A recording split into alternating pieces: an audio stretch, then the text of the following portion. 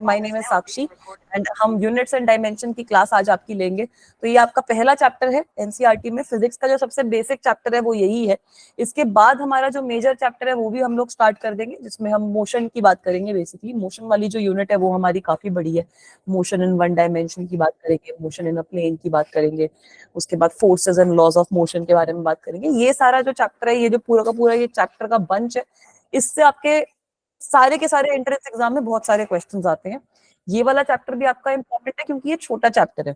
ये वाला चैप्टर आपका हम 3 to 4 क्लासेस में खत्म करवा देंगे और इससे भी आप देख सकते हो कि वेटेज अच्छी है ना। जैसे 2023 में 17 क्वेश्चंस पूछे गए थे 12 पेपर में। मैं सारी शिफ्ट के यहाँ पे मार्क लेकर आई हूँ कि सारी शिफ्ट में कितने क्वेश्चंस आए थे।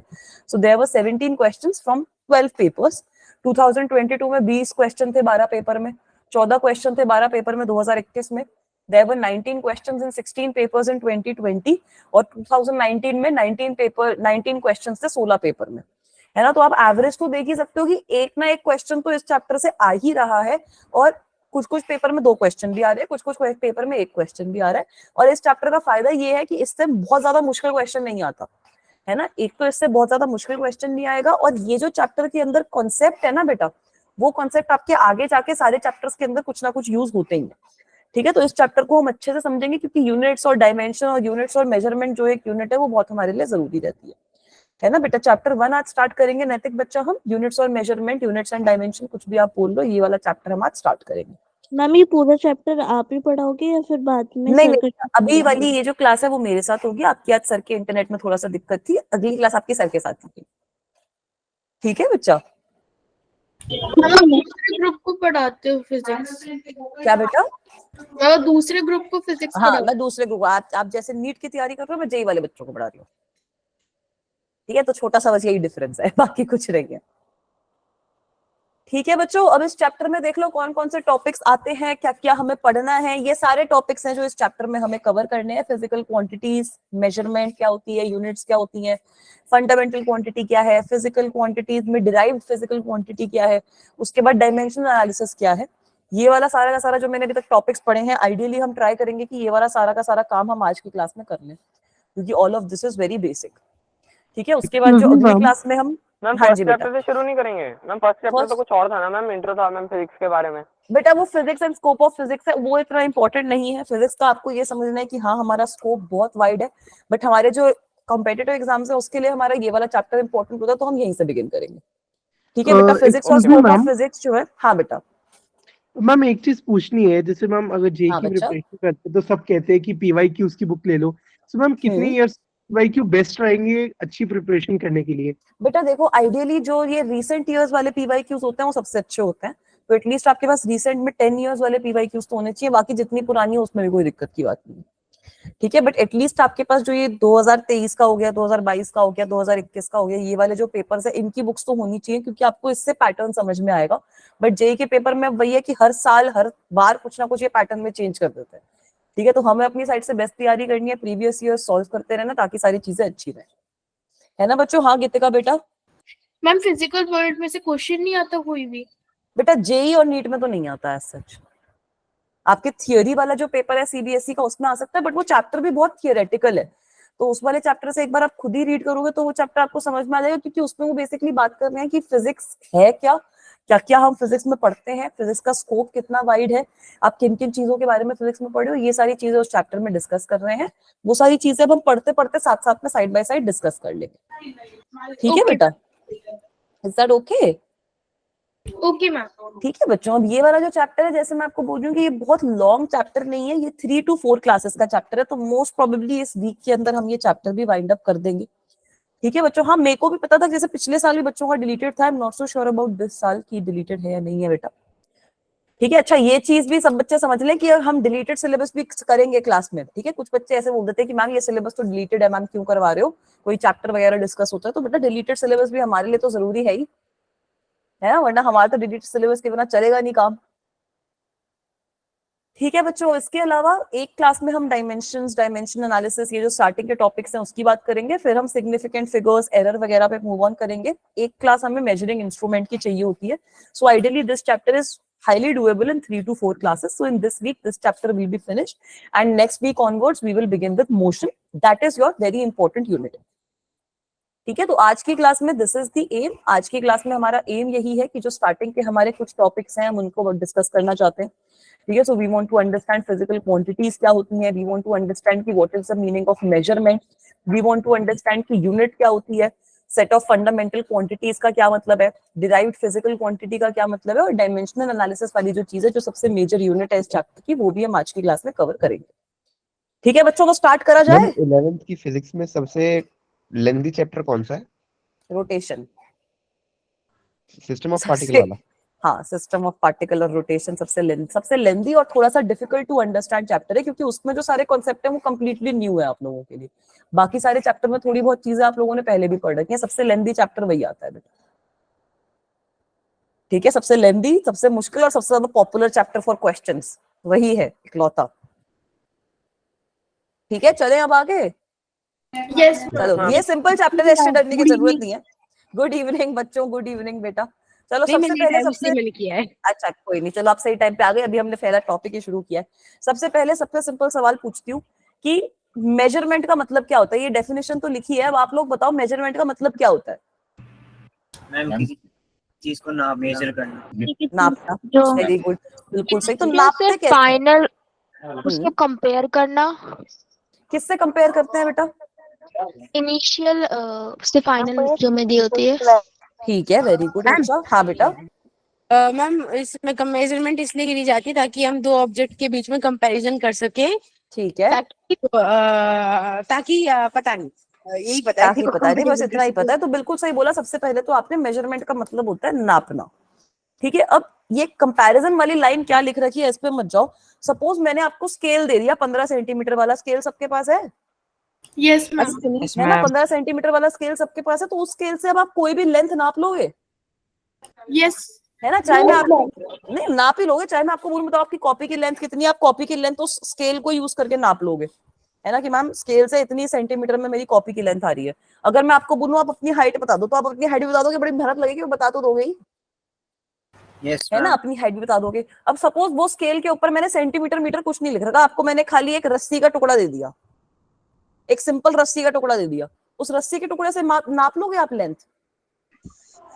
यस मैम, नो मैम, उससे भी उससे पता है आप किस, कोई यूनिट नहीं है। उससे भी उसकी कोई यूनिट वगैरह नहीं है, पर उससे भी आप ऐसे नाप बता दोगे कि मैम ये जो कॉपी है ना, ये एक रस्सी के टुकड़े के बराबर है, या फिर ये जो दूसरा मेरी जो अपनी खुद की हाइट आई है ना मैम, वो 5 रस्सी के टुकड़े में पूरी हो गई, है ना?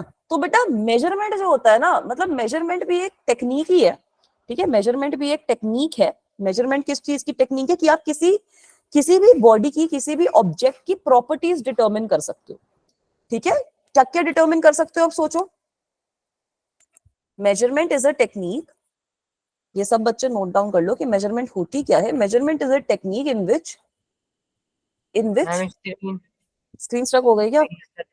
अच्छा, आज बच्चे ज्यादा हैं तो स्क्रीन स्ट्रक हो गई है हमारी। ठीक है, अभी आ जाएगी बेटा स्क्रीन, तब तक मैं डिक्टेट कर रही हूँ, आप लिख भी सकते हो। Measurement is a technique in which properties of an object, measurement क्या टेक्निक होती है जिसमें आप किसी भी ऑब्जेक्ट की जो प्रॉपर्टीज होती है उसको डिटरमिन कर सकते हो। और ये अब हम डिटरमिन कैसे कर रहे हैं? In which properties of an object are determined. अब ये जो कंपैरिजन वाली चीज लिखी है, इसका मतलब क्या है कि अब आप लोगों को पता है क्या कि सेंटीमीटर कितना लंबा होता है? आप लोगों को पता है? आपने डिफाइन किया सेंटीमीटर को कभी, या मीटर को कभी डिफाइन किया? कुछ नहीं किया ना ऐसा। आप लोगों को खाली ये पता है कि हाँ मैम सेंटीमीटर हमें स्केल पे पता है कितना होता है, इतना होता है। और वो जो सेंटीमीटर आपको पता है, उसको अगर उतना सा आपको सेंटीमीटर गिवन है तो उसको यूज करके आप किसी भी चीज की लेंथ कंपेयर करके उसको सेंटीमीटर के टर्म्स में रिप्रेजेंट कर सकते हो। राइट और रॉन्ग? राइट। है ना? Yes. ये होता है कंपैरिजन का मतलब कि कोई एक नोन स्टैंडर्ड आपको ऑलरेडी पता हो, कोई एक नोन स्टैंडर्ड आपको ऑलरेडी पता हो। जैसे लेंथ के मामले में सेंटीमीटर पता है, मास के मामले में अगर आपको बोला है कि इसका मेजर कर दो कि कितनी भारी है ये ऑब्जेक्ट, तो तराजू देखा है ना सब बच्चों ने, यस है ना? तो तराजू को कर लेते हैं। अगर आम आपसे पूछा है तो वो आम को क्या कर रहा है, वो ये देख के थोड़ी बता रहा है कि कितना भारी है आम। वो आम को रखेगा, दूसरी साइड पे कुछ वेट्स रखेगा जिससे वो दोनों के वेट को कंपेयर करेगा और बता देगा कि हाँ चलो ये वेट है आम का। तो बेसिकली आपको कोई चीज ऑलरेडी पता है, उसके रिस्पेक्ट में आप दूसरी चीज देख रहे हो कि दूसरी चीज की क्या मेजरमेंट है, दूसरी चीज की क्या वैल्यू है, उसकी कौन सी प्रॉपर्टी आप नापना चाहते हो, और उससे कंपेयर करके आप बता रहे हो कि हाँ इस चीज की ये वैल्यू है। Is that okay? मेजरमेंट का मतलब समझ में आया? Yes ma'am. ठीक है, तो ये बड़ा सिंपल सा डेफिनेशन होता है मेजरमेंट का कि measurement is a technique in which properties of an object are determined by comparing them to a standard quantity. और ये स्टैंडर्ड क्वांटिटी सबको पता होती है, ऐसा नहीं है कि मेरे लिए 1 किलो अलग है, आप लोगों के लिए 1 किलो अलग है, यूएस में कोई बैठा है बंदा उसके लिए 1 किलो अलग है, इसके बारे में भी अभी हम बाद में पढ़ेंगे। बट स्टैंडर्ड क्वांटिटी का यही मतलब है कि सब लोगों को पता है, यूनिवर्सली एक्सेप्टेड चीज है वो, कि हाँ ये सेंटीमीटर की ये वैल्यू है, मीटर की ये वैल्यू है, केजी की ये वैल्यू। ठीक है, इज दैट ओके? अब सोच सकते हो कि कोई कुछ फिजिकल क्वांटिटीज का नाम बताओ जिनको मेजर कर सकते हैं।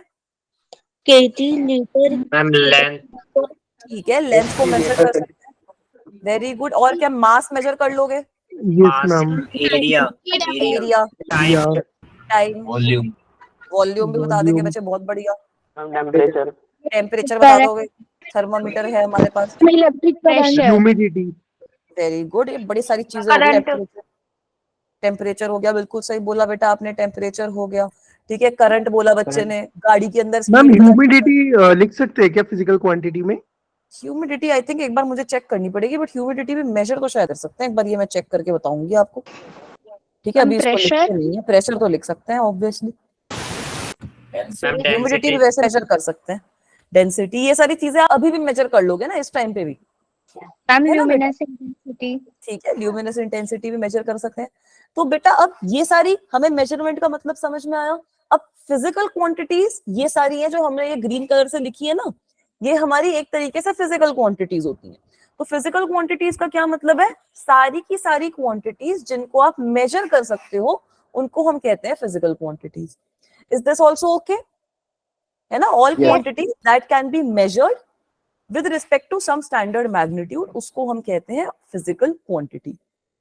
ठीक है, कि जिन जिन क्वांटिटी को आप मेजर कर सकते हो। अब आपने सारे एग्जांपल्स तो मुझे बता ही दिए, है ना, आपने मुझे एग्जांपल्स तो बता ही दिए फिजिकल क्वांटिटी के कि क्या क्या एग्जांपल्स होते हैं मैम। ठीक है, ये वो एग्जांपल्स है जिनको आप किसी इंस्ट्रूमेंट से मेजर कर सकते हो, फिजिकल लॉज जो है वो इसको डिस्क्राइब कर सकते हैं। ठीक है, so these can be measured by an instrument. ये वो फिजिकल क्वांटिटीज वो होती हैं जिनको आप किसी इंस्ट्रूमेंट से मेजर कर सकते हो। ठीक है, और जिनको आप जो भी फिजिक्स के लॉज है उनसे उनको आप उसको यूज करके डिस्क्राइब भी कर सकते हो। जैसे अगर मैं आपसे एग्जांपल पूछूं कि हैप्पीनेस को मेजर करके बताओ, आप हैप्पीनेस मेजर कर सकते हो? नो नहीं, मैम। नो आप मैम, होप मेजर कर, आप होप को मेजर कर सकते हो? नो मैम, नहीं कर सकते। तो ये सारी चीजें हैं जिनको आप मेजर नहीं कर सकते, इनका कोई मेजर नहीं है। ठीक है, बट कुछ क्वांटिटीज है जैसे हमारे पास, चलो आप लोगों ने भी अभी पिछले स्लाइड में बताई है, जैसे हमारे पास हो गया टाइम मेजर कर लेंगे मैम, आप बोलोगे तो मास मेजर कर लेंगे मैम, किसी भी ऑब्जेक्ट का एरिया निकाल लेंगे मैम, है ना, वॉल्यूम निकाल लेंगे मैम, डेंसिटी निकाल लेंगे मैम। तो ये सारी चीजें हम निकाल सकते हैं अगर हमें पता है कि हाँ, मतलब किसी भी चीज की कुछ भी आपको प्रॉपर्टी मेजर करनी है तो ये सारी चीजें आप अपने गिवन टूल्स, गिवन फॉर्मूला से निकाल सकते हो। यहाँ तक सब बच्चे मेरे से अग्री कर? हाँ बेटा, मैम आपकी स्लाइड विजिबल नहीं होती। मेरी स्क्रीन विजिबल नहीं है क्या? अच्छा एक सेकंड, अभी विजिबल है बच्चा? ठीक है, so these all these are physical quantities, all these are physical quantities. ठीक है, on the other hand if I am asking you to measure happiness, if I am asking you to measure love, happiness हो गया, love हो गया, hope हो गया, तो बेटा ये तो कोई फिजिकल क्वांटिटीज थोड़ी हुई है ना, ये वाली जो चीज आप मेजर नहीं कर सकते, नॉट फिजिकल क्वांटिटीज। सिंपल सी बात है, कुछ मुश्किल तो नहीं बोला ना मैंने कि नहीं मैम बहुत ही मुश्किल है 11th की फिजिक्स, मैम कुछ समझ नहीं आ रहा, मैम है ना, सिंपल है ना। ठीक है बेटा, अब ये जो फिजिक्स की 11th की फिजिक्स की पहली क्लास का आधे घंटे का हाँ, तो लेक्चर फिजिक्स है, की क्या ही पहली होगा। क्लास का अभी तो मतलब स्टार्ट हुई है फिजिक्स की पहली क्लास, आप ये चीज समझो, इसके पहले तो चलो आप मैथ्स पढ़ रहे है ना बेटा। अब ये जो फिजिकल क्वांटिटीज होती है ना, ये भी आपकी 3 तरीके की होती है, इसके बारे में भी हम आगे डिटेल में पढ़ेंगे। पहली होती है आपकी फंडामेंटल क्वांटिटीज। ठीक है, सबसे पहली होती है आपकी फंडामेंटल क्वांटिटीज, दूसरी होती है आपकी डिराइव्ड क्वांटिटीज, एक होती है आपकी डिराइव्ड क्वांटिटीज, और तीसरी जो हम पढ़ेंगे वो होती है सप्लीमेंट्री क्वांटिटीज। ठीक है, तो इन सबको भी हम और डिटेल में पढ़ेंगे। वेरी गुड पार्की बेटा, बिल्कुल सही बोल रहे हो बच्चा। ठीक है, तो अभी तक हमें क्या समझ में आया कि मेजरमेंट का मतलब क्या होता है कि किसी भी चीज की वैल्यू हम निकाल रहे हैं, किसी भी चीज को हम फाइंड आउट कर रहे हैं कि उस चीज की कुछ सर्टेन प्रॉपर्टी क्या है, मास क्या है किसी चीज का, किसी चीज की लेंथ क्या है, एरिया क्या है, वॉल्यूम क्या है, डेंसिटी क्या है, और ये जो हम ऑपरेशन कर रहे हैं we are measuring it by using some standard value which we already know about. वही मैंने फिजिकल क्वांटिटी में बोला कि अब फिजिकल क्वांटिटी क्या होता है, फिजिकल क्वांटिटी वो क्वांटिटी है जिनको आप मेजर कर सकते हो और किसी स्टैंडर्ड वैल्यू के टर्म्स में ही इसको आप मेजर भी करोगे, है ना। अब आ जाओ फाइनल चीज पे जो हमें समझनी है, जो होती है यूनिट, है ना बेटा। अब अगर सपोज मैंने लक्ष्य बच्चे से पूछा, लक्ष्य से मैंने पूछा कि लक्ष्य बेटा मुझे बता दो कि इस कॉपी की लेंथ कितनी है, और लक्ष्य ने बोल दी कि मैम कॉपी की लेंथ है, copy's length is equal to 10, ma'am है ना। अब लक्ष्य ने तो मुझे खाली ये बोल दिया कि मैम कॉपी की जो लेंथ है वो मेरी 10 के इक्वल है, तो Yes, क्या ये ma'am. कुछ सेंस बना रहा है? इससे मैम मुझे यूनिट लगानी पड़ेगी। हाँ, इससे मुझे समझ में आएगा कि क्या है कॉपी की लेंथ, नहीं समझ में आएगा ना। तो इसके आगे अगर मैं यूनिट लगा दूं 10 सेंटीमीटर, ठीक है, छोटी सी कॉपी है बेटा, तो ये जो चीज होती है ये होती है मेरी यूनिट, ठीक है बेटा। तो जैसा मैंने बोला, अगर आप किसी फिजिकल क्वांटिटी को मेजर कर रहे हो तो किसी स्टैंडर्ड वैल्यू के टर्म्स में करते हो ना उसको मेजर, है ना। तो वो जो स्टैंडर्ड मैग्नीट्यूड होता है वो होती है आपकी यूनिट, ठीक है बेटा। किसी भी फिजिकल क्वांटिटी को अगर आप किसी स्टैंडर्ड मैग्नीट्यूड की, अगर कोई स्टैंडर्ड नोन चीज है, आपको सब बच्चों को पता है कि मैम 1 सेंटीमीटर कितना बड़ा है ना। सब बच्चों को बेटा नोट्स वगैरह मिल जाएंगे, कोई टेंशन की बात नहीं, सब बच्चों को पता है। हाँ अभी कुछ लिखा नहीं है बेटा मैंने, एक सेकंड मैं रिफ्रेश भी कर देती हूँ, बाकी अभी दिख गई बेटा, यस मैम। ठीक है। तो ये जो सेंटीमीटर वाली चीज है ये हमारी यूनिट है इस केस में, क्योंकि अब एक तो सब बच्चों को पता है कि सेंटीमीटर है क्या, कोई बच्चा ये नहीं बोलेगा कि नहीं मैम मैं तो सेंटीमीटर इसको मानता हूँ, ये तो सेंटीमीटर इसको मान रहा है ना। पूरे नेशन में अगर आप यूएस में भी किसी को बोलते हो कि 10 सेंटीमीटर के बराबर है ये चीज, वो भी समझ जाएगा। आप यूरोप में बोलते हो वो भी समझ जाएगा। आप एंटार्क्टिका साइड पे जाके पेंगुइन को भी समझाओगे वो भी समझ जाएगा कि 10 सेंटीमीटर क्या चीज है। मतलब पूरे ग्लोबली एक्सेप्टेड चीज है ये, एक स्टैंडर्ड चीज है कि हाँ सेंटीमीटर हमें पता है कि क्या होता है। वैसे ही मीटर सब लोगों को पता है क्या होता है, किलोग्राम सब लोगों को पता है क्या होता है, ठीक है। तो ये कुछ स्टैंडर्ड यूनिट्स हैं, स्टैंडर्ड वैल्यूज हैं जिनसे आप अपनी क्वांटिटी को कंपेयर करते हो। किसी ने 1 किलोग्राम डिफाइन कर दिया है, किसी ने 1 मीटर डिफाइन कर दिया है क्या वैल्यू होती है, और अब वो 1 मीटर से आप अपनी क्वांटिटी को कंपेयर करके बोल रहे हो कि आपकी वैल्यू किस चीज के बराबर है। Is this thing okay? Units का मतलब समझ में आया? Yes Yes, ma'am. ठीक है। तो बेटा कुछ प्रॉपर्टीज भी होती है यूनिट्स की। सबसे पहली प्रॉपर्टी तो होती है they must be well defined, they must be well defined, ठीक है। अब मैं ऐसे नहीं बोल सकती कि मैं तो लेंथ की एक नई यूनिट बना रही हूँ साक्षी के नाम से, and Sakshi is equal to 12.5 feet, ठीक है। मैंने नई एक यूनिट बना दी है साक्षी के नाम से, नहीं चलो मेरी हाइट 5'4", मैम लेकिन अगर उसको पेरिस में एक कौंसिल है हाँ, उसने hire कर वो दिया तो अलग वो चीज है बेटा। साक्षी यूनिट बन पर मैंने जाएगी। सपोज बोल दिया कि साक्षी यूनिट का यही मतलब है कि 5'4" हाइट है जैसे मेरी, तो मैंने 5'4" की यूनिट बना दी है कि that is equal to this 5'4" height is equal to Sakshi. तो वो मुझे पता है ना, खाली वो आपको पता है, खाली ये कुछ डेफिनेशन नहीं हुई इस यूनिट की। पेरिस में किसी को नहीं पता कि साक्षी कौन है ना बेटा। तो अभी ये वाली यूनिट हमारी वेल डिफाइंड नहीं है, इसकी कोई डेफिनेशन नहीं है जो पूरे वर्ल्ड वाइड एक्सेप्टेड डेफिनेशन हो। तो यूनिट का वेल डिफाइंड होना बहुत ज्यादा जरूरी है, ये इसकी पहली प्रॉपर्टी है। दूसरी एक चीज यही है कि दे should be easily available, they should be easily available and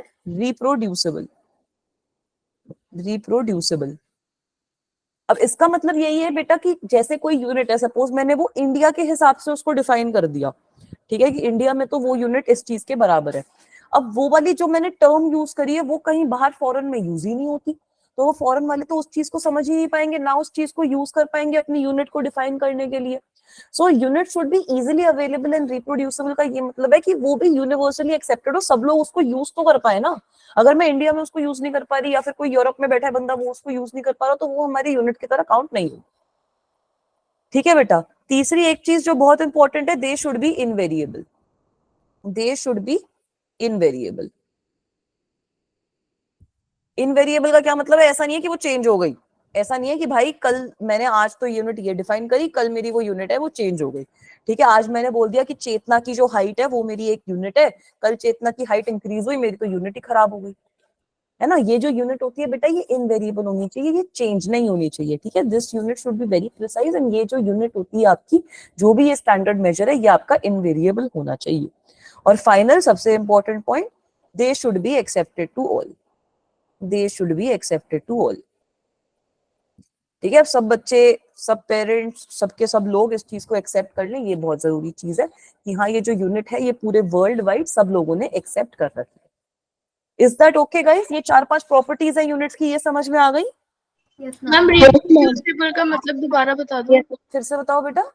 reproducible reproducible का मतलब आप सोचो क्या होगा कि इसका मतलब यही है कि सपोज मैंने यहाँ पर कोई इंडिया में यूनिट यूज करी, वही सेम यूनिट कोई बाहर भी तो यूज कर पाए, है ना। ऐसा ना हो ना कि इंडिया में ही उसको यूज कर सकते हैं, बाहर कहीं पे किसी और जगह पे उसको यूज ही नहीं कर सकते, है ना बेटा। वो इजीली अवेलेबल तो होनी चाहिए, रिप्रोड्यूसिबल होनी चाहिए कि वहां पर भी वो यूनिट का अगर उनको स्टैंडर्ड मेजर से बनाना है तो वो बना तो पाए ना कि हाँ चलो ये वैल्यू है इस यूनिट की। ये थोड़ी हो रहा है कि खाली इंडिया में सारे स्केल्स मैन्युफैक्चर हो रहे हैं और वो हर जगह पे जा रहे हैं। स्केल्स यहाँ पे भी बन रहे हैं, स्केल्स यूएस में भी बन रहे हैं, स्केल्स यूरोप में भी बन रहे हैं, स्केल्स ऑस्ट्रेलिया में भी बन रहे हैं, और हर स्केल में जो यूनिट होती है वो आपकी सेम होती है ना। तो इसका मतलब है कि वो नोन क्वांटिटी जो है वो तो सेम ही है ना बेटा, तो रिप्रोड्यूसिबल होगी ना वो यूनिट। हाँ जी अंकुश बेटा बताओ, कोई डाउट है तो पूछ लो बच्चों। मैम जितने भी स्केल होते हैं वो एक्यूरेट थोड़ा होते हैं। बेटा फिर से बोलो।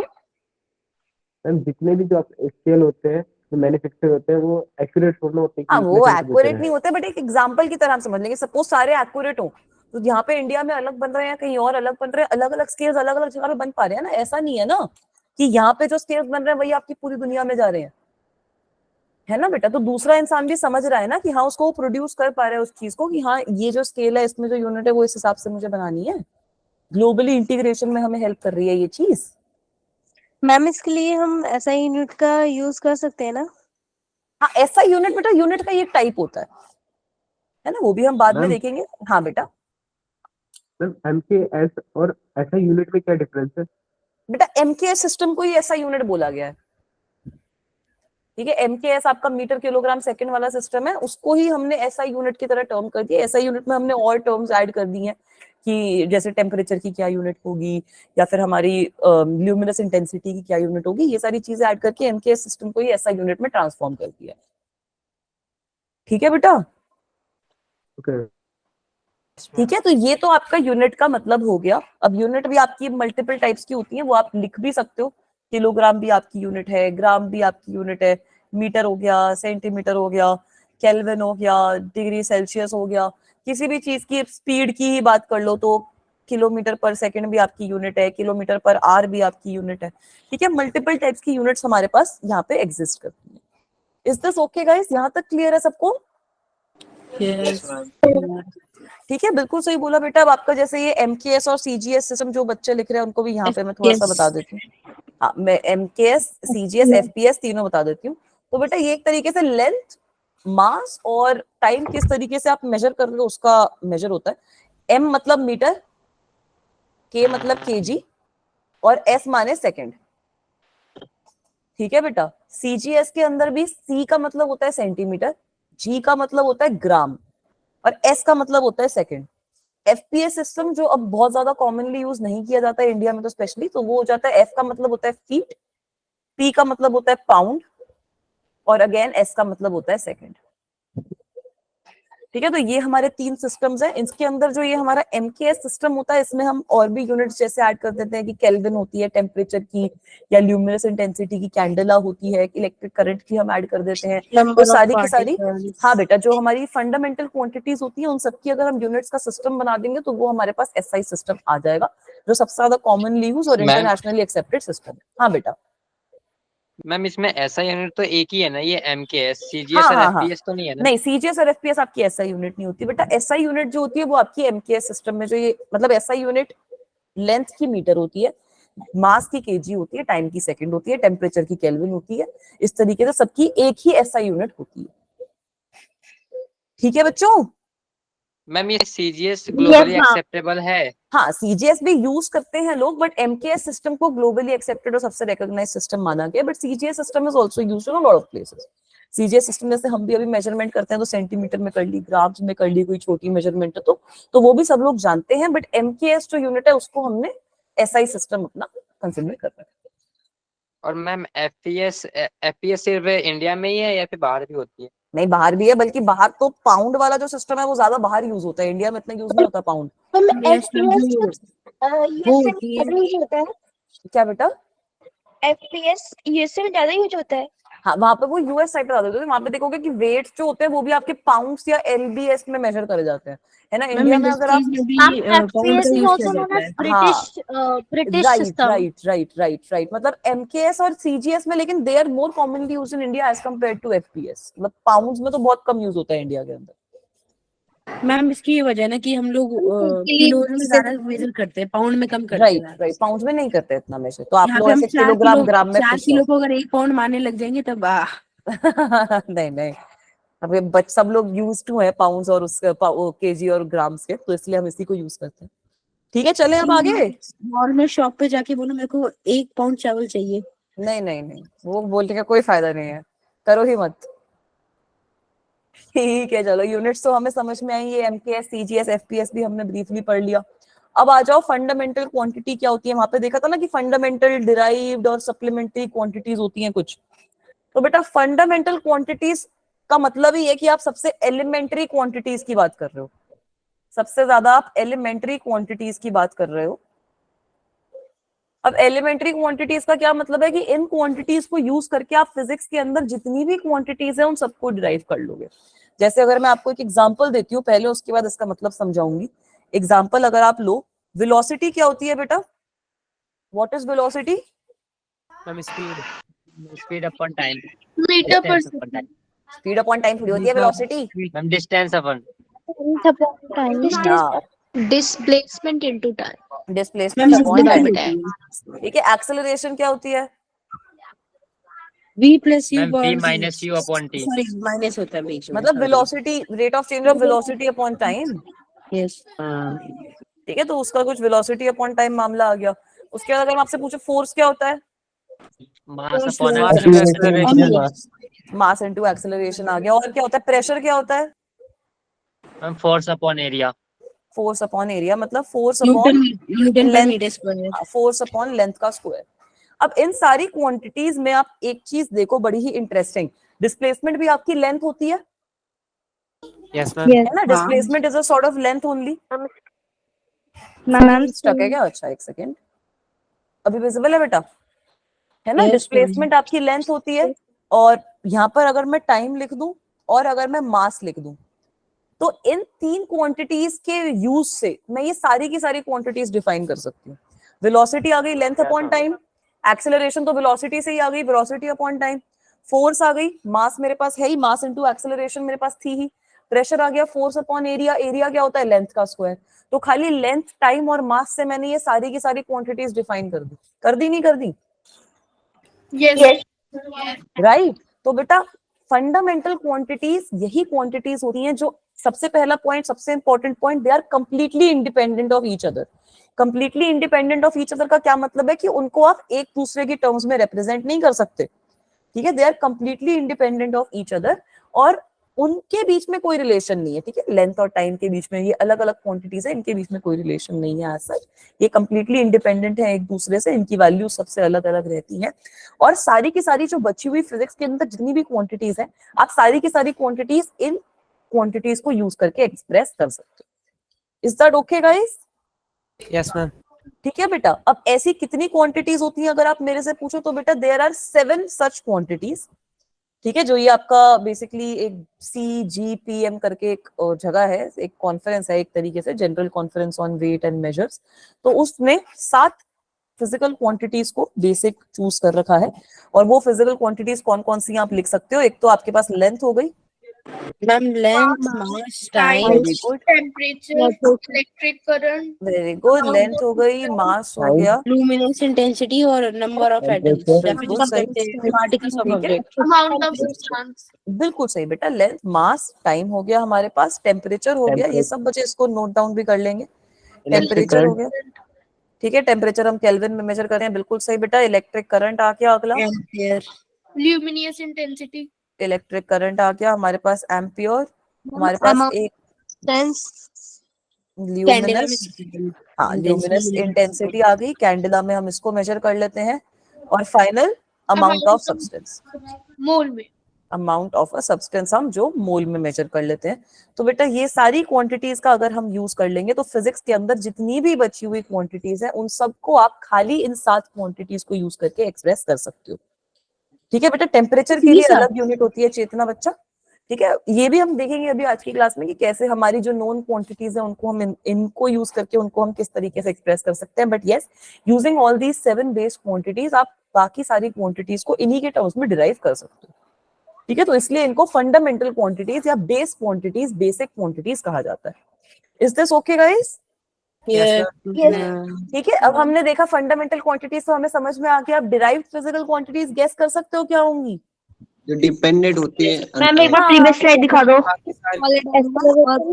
बिल्कुल सही बोल रहे हो बच्चों, काइनेटिक एनर्जी। आप बिल्कुल सही बोल रहे हो, एकदम सही आपने बोला। यहाँ पे देख लो ना, वेलोसिटी डिपेंडेंट है, I'm done. फोर्स हो गया, प्रेशर हो गया। तो फिजिकल क्वांटिटी जो आप इन फंडामेंटल क्वांटिटी से निकाल सकते हो, physical quantity, fundamental quantities. Very good बेटा, विच कैन बी एक्सप्रेस्ड, ठीक है, इनको हम एक्सप्रेस कर सकते हैं ना फंडामेंटल क्वांटिटीज के टर्म्स में, which can be expressed in terms of fundamental quantities.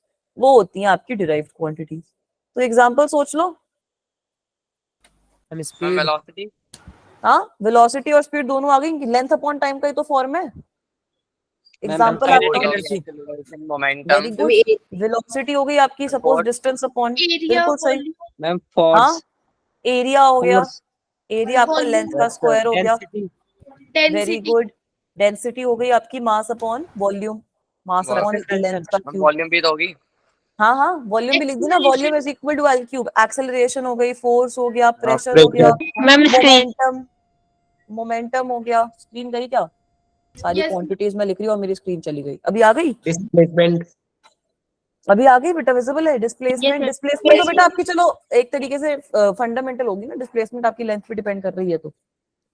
ठीक है बच्चों, तो ये सारी जो डिराइव्ड फिजिकल क्वांटिटीज होती है, इनका यही मतलब है कि you can express them in terms of the fundamental quantities. Clear है ये चीज में सबको? Yes ma'am. मोमेंटम भी आपका लिख दिया बेटा, momentum is equal to mv।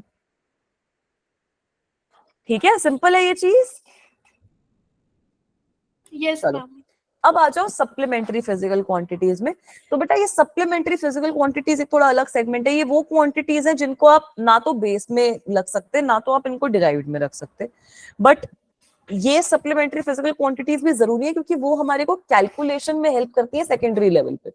ठीक है, ये फिजिकल क्वांटिटी एज सच हमारे फॉर्मूलाज में जरूरी नहीं आती, बट कैलकुलेशन में हमें क्योंकि ये फिजिकल क्वांटिटीज हेल्प करती हैं, that is why we need to understand them. और ये 2 टाइप की होती है हमारे पास। 2 फिजिकल क्वांटिटीज जो है वो सप्लीमेंट्री फिजिकल क्वांटिटी होती है। एक तो प्लेन एंगल, यहाँ पे लिखा भी हुआ है, इसको मैं लिख भी देती हूँ। One of them is plane angle, और एक है हमारे पास सॉलिड एंगल। ठीक है बेटा, प्लेन एंगल और सॉलिड एंगल। तो प्लेन एंगल हमारे पास तब आता है जब आप किसी भी 2 डायमेंशनल चीज के बारे में बात कर रहे हो। सॉलिड एंगल तब आएगा जब हम 3 डायमेंशनल चीज के बारे में बात करेंगे। ठीक है बेटा, अब प्लेन एंगल होता क्या है? It is the ratio of subtended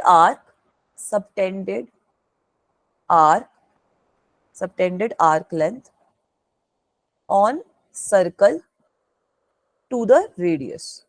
ठीक है बेटा, तो जैसे यहाँ पे बेसिकली ये जो थीटा है that is your plane angle and this theta will be equal to what? Subtended arc length. तो ये जो आर्क लेंथ होती है इसको हम L से रिप्रेजेंट करते हैं, divided by the radius of the circle which is R। Let me mark that in the diagram as well कि this arc length is L and the radius of this circle is R। तो L by R जो होता है वो मेरा plane angle होता है। Is this okay guys?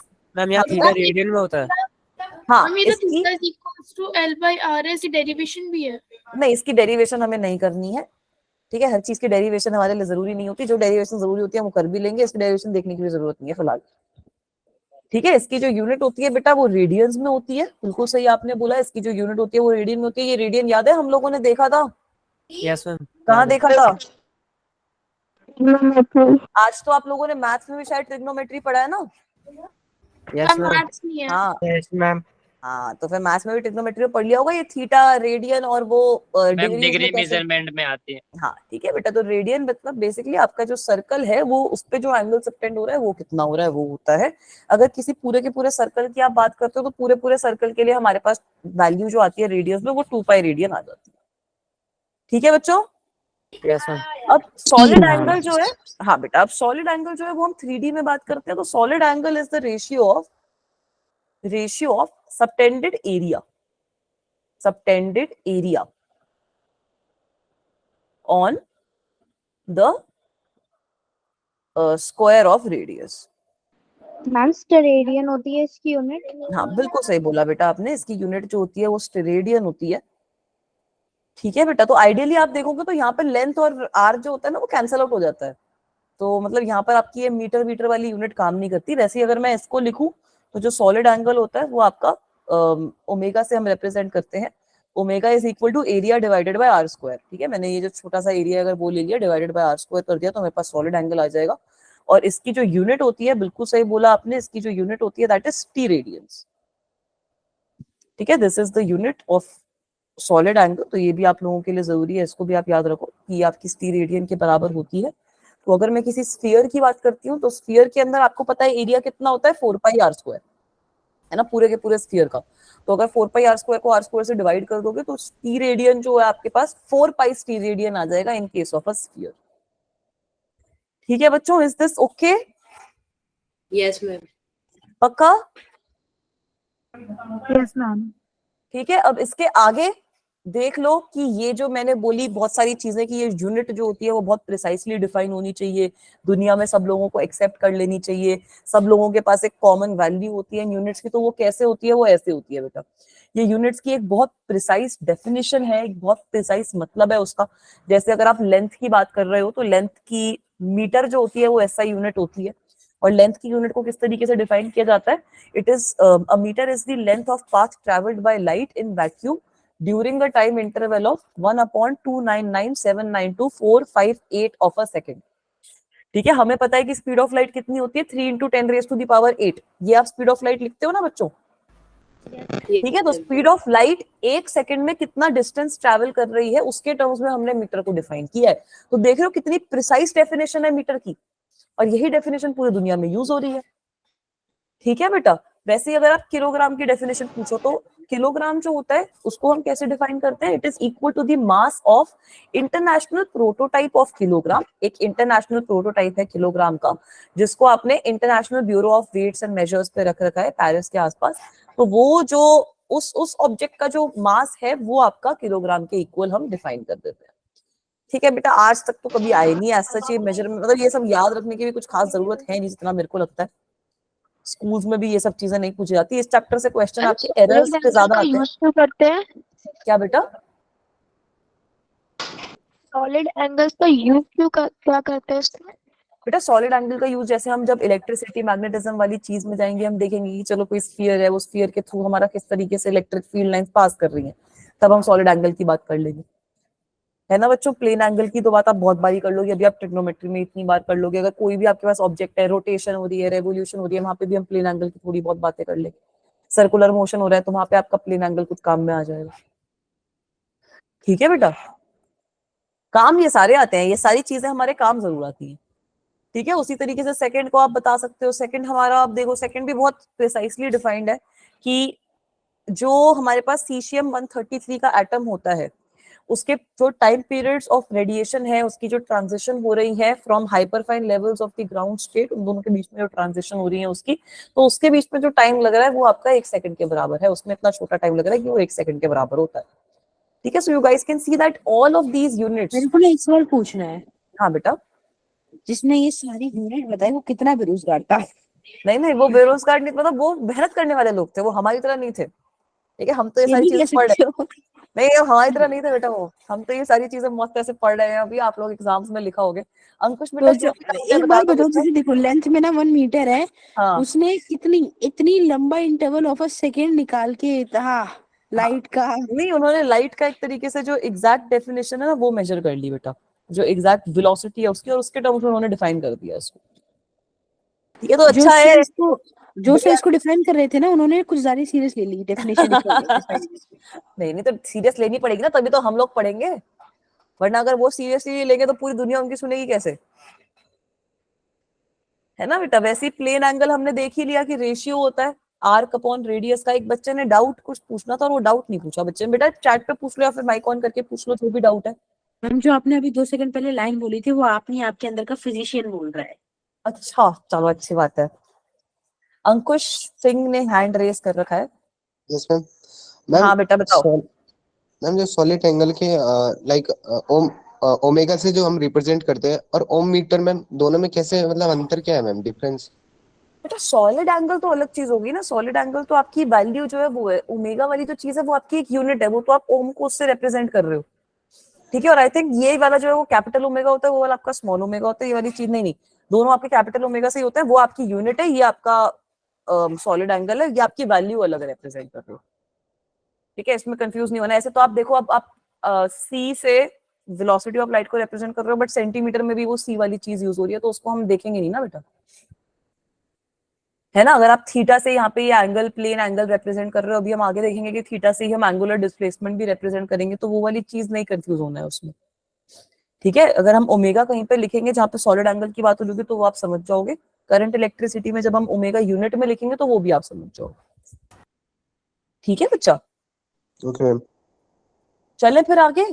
इस वाली चीज को सब बच्चे एक बार रीड करना अपने एंटरटेनमेंट के लिए कि हाँ किस किस तरीके से हम केल्विन वगैरह इतने प्यार से बोल देते हैं, कैसे डिफाइंड है ये सारी चीजें। क्लियर है? यहाँ तक ये चैप्टर का इंट्रोडक्शन ही था बेटा कि यूनिट्स क्या होती हैं, मेजरमेंट क्या होती है, फिजिकल क्वांटिटीज किस टाइप की होती हैं, ऐसा यूनिट क्या होती है उनकी, और ये हमारे पास 7 टाइप की जो फंडामेंटल फिजिकल क्वांटिटीज है उनके बारे में हमने बात कर ली, ठीक है। Is this okay guys? Yes yes ma'am. ठीक है बेटा। अब जैसे यहीं पे ना एक बड़ी इंपॉर्टेंट चीज आप देख लो कि चलो लेंथ की हमें ऐसा यूनिट तो पता है, उसकी मीटर होती है, ठीक है, बट आप लोगों को ये भी पता है कि भाई लेंथ की और भी बहुत सारी यूनिट्स हो सकती हैं, है ना। सेंटीमीटर भी हो सकती है मैम, फीट भी हो सकती है मैम, मिलीमीटर भी हो चीज सकती पूछनी थी, अगर हमें सेंटीमीटर का निकाला हो गया, तो इसके अंदर 1 अपॉन में बहुत बड़ी जो वैल्यू है उसमें 100 का मल्टीप्लाई कर दिया। है। हाँ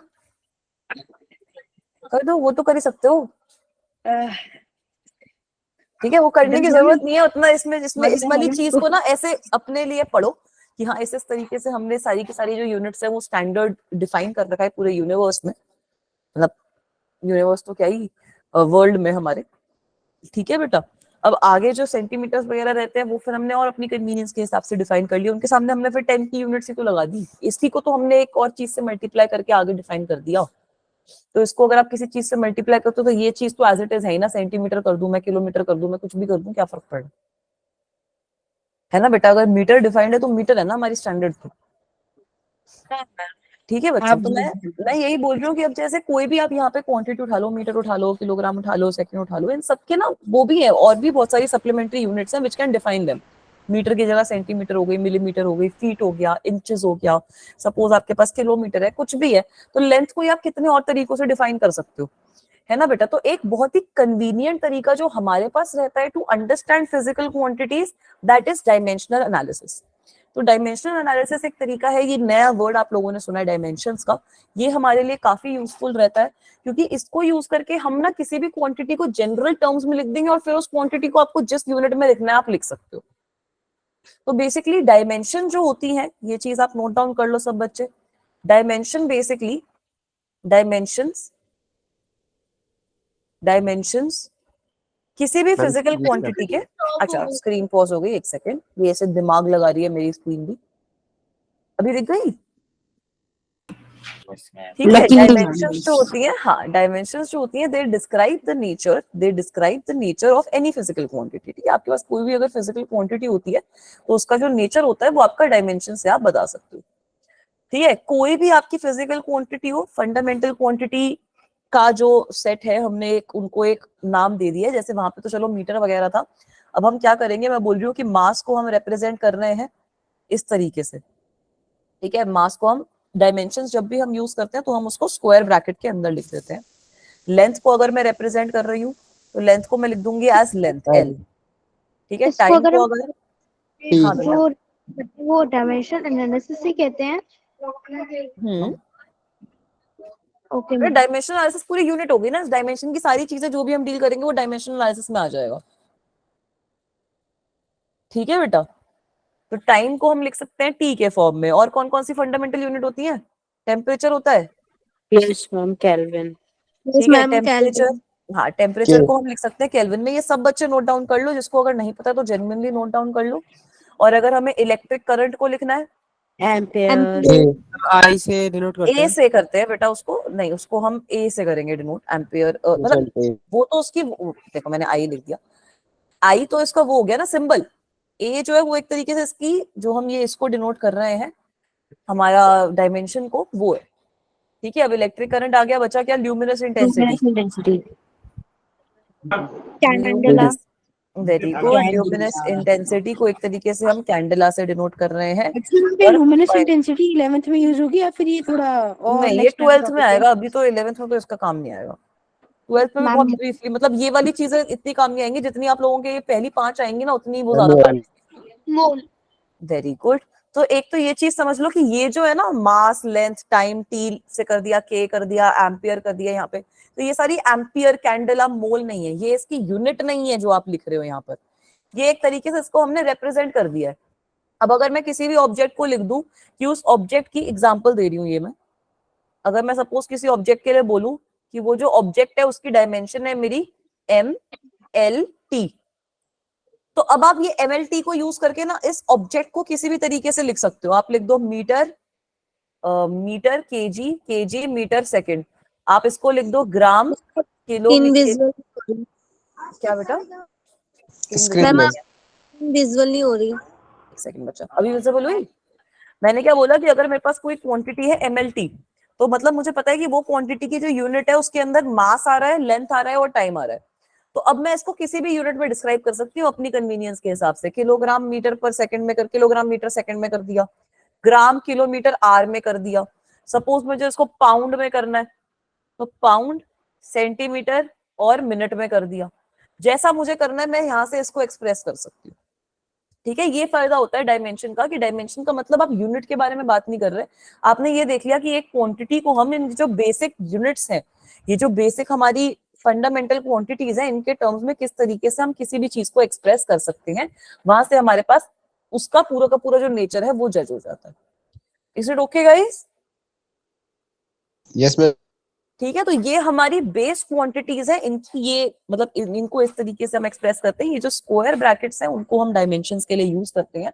अब डायमेंशन का मतलब क्या होता है कि किस पावर से आप अपनी जो बेस क्वांटिटी है उसको रेज कर रहे हो, वो आपकी डायमेंशन होती है। इसके एक दो एग्जांपल देके समझाती हूं मैं। ठीक है, हमें पता है वेलोसिटी क्या होती है बेटा?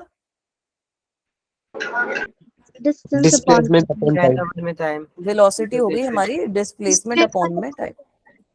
ठीक है, वेरी गुड, वेलोसिटी हो गई डिस्प्लेसमेंट अपॉन में टाइम। तो अगर मैं वेलोसिटी का एक्सप्रेशन लिखूं तो मैं कुछ ऐसा लिख सकती हूँ कि मैम वेलोसिटी की जो डायमेंशनल फॉर्मूला है ना, वेरी गुड, डिस्प्लेसमेंट हमारी एक टाइप की लेंथ है, m0 लेते हैं, m0 नहीं लेंगे। m0 भी लिख लो, कोई दिक्कत की बात नहीं है, बट इसको इस तरीके से हम रिप्रेजेंट कर सकते हैं ना, LT की पावर -1। वो तो हाँ। m0 तो Yes, ma'am. ऑटोमेटिकली हो गया ना, बाकी सारे रेज टू जीरो नहीं, हो जब गए। एनसीईआरटी में पढ़ रहा था ना इस बात से अनजान की मैथमेटिकल टूल भी चैप्टर है, तो उसमें था कि हम m0 भी लिखते हैं। हाँ, तो लिख लो, वो भी लिख लोगे, उसमें दिक्कत नहीं है, नहीं लिखोगे तब भी कोई दिक्कत नहीं है आज सच। ठीक है, m0 भी आप लिख लो, उसमें भी कोई प्रॉब्लम नहीं है। वैसे मैं लिखूंगा नहीं, तब भी आपसे एक बार कंफर्म करने के लिए ठीक मैं है, पूछ रहा था। हाँ, अब देखो इसका मतलब बेटा क्या हुआ कि आपने लेंथ को 1 से रेज कर दिया, टाइम को आपने -1 से रेज कर दिया। अब आप वेलोसिटी की कोई भी यूनिट अपने आप लिख सकते हो ना यार, किलोमीटर पर आवर हो गई, मीटर पर सेकंड हो गई, कुछ भी हो गई, अपने आप लिख सकते हो, है ना। वैसे ही अगर मैं आपसे एक्सेलरेशन बोलूं तो एक्सेलरेशन क्या होती है? LT -2। वेरी गुड, एक्सेलरेशन हो जाएगी वेलोसिटी अपॉन टाइम। तो जो वेलोसिटी की यूनिट आपके पास, वेलोसिटी की डायमेंशन आपके पास ऑलरेडी निकली हुई थी, उसको मैं टाइम से अगर डिवाइड कर दूं, मेरे पास कुछ ऐसा आ जाएगा, L1 t⁻²⁻²। स्क्रीन स्टक है क्या? एक सेकेंड, अभी विजिबल है बच्चा?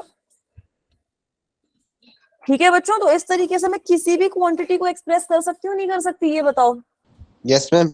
है ना। Yes, इसको ma'am. यूज करके हम किसी भी क्वांटिटी को एक्सप्रेस कर सकते हैं, और अगर आपके पास डायमेंशन आ गई, आप बहुत इजीली उसकी यूनिट भी बता पाओगे, आप बहुत इजीली उसको एनालाइज भी कर पाओगे। बेटा Ma'am, यश हमारे और पास- अर्चना का जो, हाँ बेटा, मैम हमारे पास एक्सेलरेशन और वेलोसिटी था, तो मैम उसमें लेंथ कैसे आई? बेटा डिस्प्लेसमेंट कैसे मेजर करते हो? मैम लेंथ में। हाँ तो फिर वही तो लेंथ हो गई ना। मैम ये मैम माइनस सेकंड वाले में। हाँ तो सेकंड वाले में अगर हमारे पास वेलोसिटी है तो एक तरीके से एक्सेलरेशन आपकी क्या होती है?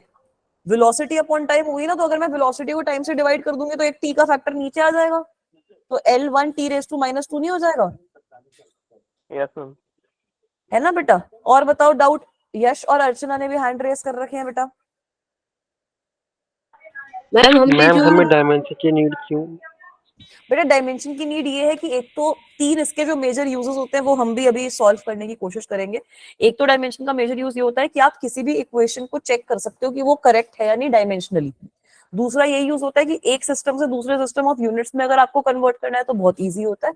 और तीसरा इसका यूज ये है कि अगर आपको पता है कि एक क्वांटिटी किन किन चीजों पर डिपेंड कर रही है ना, कि सपोज मेरे पास टाइम पीरियड है पेंडुलम का which is depending on the length and acceleration due to gravity, length of the pendulum and acceleration due to gravity.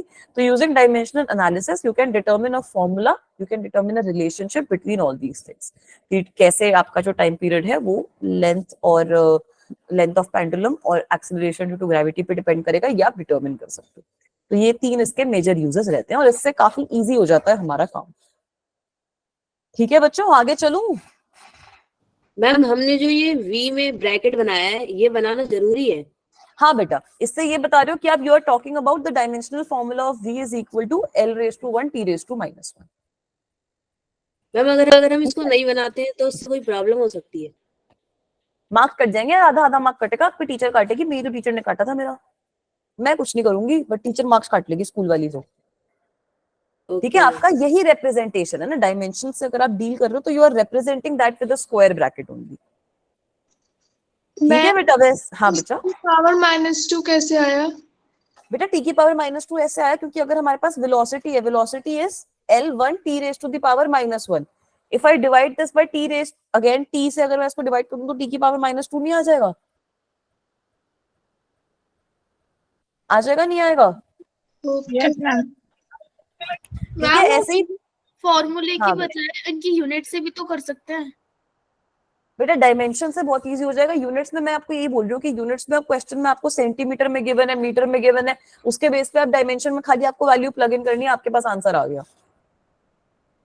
है ना? अगर आप यूनिट से करोगे तो उसका फायदा नहीं है इतना जितना डायमेंशंस में है।